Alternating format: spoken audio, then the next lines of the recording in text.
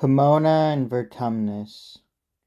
Pomona lived in good King Proca's reign, and none of all the Latin woodland nymphs was cleverer than she in garden lore, nor keener in the care of orchard trees. Thence came her name, for in her heart she loved not woods nor rivers, but a plot of ground and boughs of smiling apples all around. She had no spear, only a pruning knife to check too greedy growth, and trim to shape the spreading shoots, or slit the bark and set a slip for sap to feed a foreign stock. She never let them thirst. Her trickling rills watered the twisting fibers of their roots. This was her love, her passion. Venus's charms meant nothing. Yet for fear of rustic force she walled her orchard in to keep away the sex she shunned. What tricks did they not try, the quick young light-foot satyrs in the pans who wreathed their horns with pine, and that old rake Silenus, ever younger than his years, and he, the god whose scythe or lusty loin scare thieves away.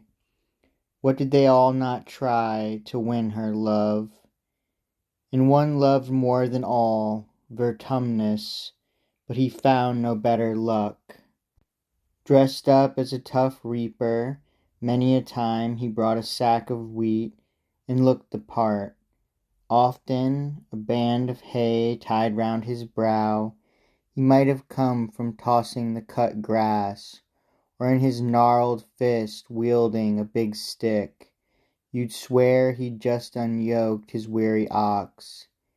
He'd be a hedger, hook in hand, a man to prune the vines. With ladder on his shoulder, he'd come to pick the apples, with a sword a soldier, with a rod a fisherman. In short, in many a guise he often gained admittance, and enjoyed her lovely looks.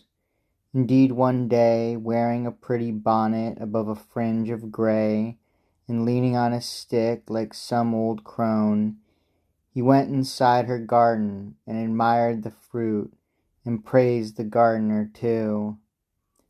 "And you're more charming still," and kissed her more than once, but no old woman kissed quite like that. And sitting on the grass, the bent old body gazed up at the branches that bowed above her with their autumn load. A fine elm faced them, gay with gleaming grapes, praising the two companions, vine and elm. But had the tree, he said, not wed the vine, its only value now would be its leaves. So too this clinging vine that rests at ease upon the elm, had it remained unwed, would straggle prostrate, sprawling on the ground. But you, unmoved by this tree's lesson, shun a husband, and will link your life with none. Would you were willing, you would have a throng of suitors, more than Helen or the queen for whom the Lapiths battled, or the wife of bold Ulysses, brave when foes' hearts failed. Why, now, though you may shun and scorn their suit, hundreds desire you, men and demigods, and gods of heaven and every power that haunts the Alban hills. But you, if you are wise, and mean to marry well, and heed the words of an old dame like me, who love you more than all of them, yes, more than you'd believe, reject a vulgar union, and enfold Vertumnus to your heart, to have and hold. You have my warrant. Why, he knows himself no better than I know him, and besides, he does not rove around the whole wide world. His land, his life is here. Nor does he love, as young men mostly love, each latest girl. You will be first and last. To you alone he'll dedicate his life.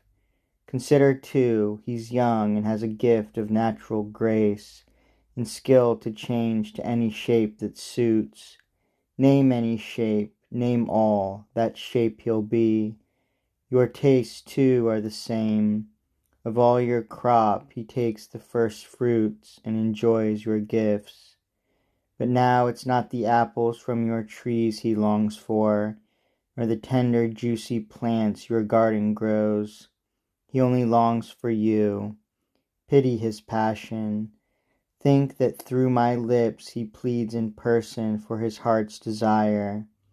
And you should fear the vengeance of the gods, Venus who hates a stony heart, the wrath, the unforgetting wrath of Nemesis. That you may fear them more, my years have made me wise in many things. I'll tell a tale famous in Cyprus, whence you well may find your will less stubborn and your heart more kind.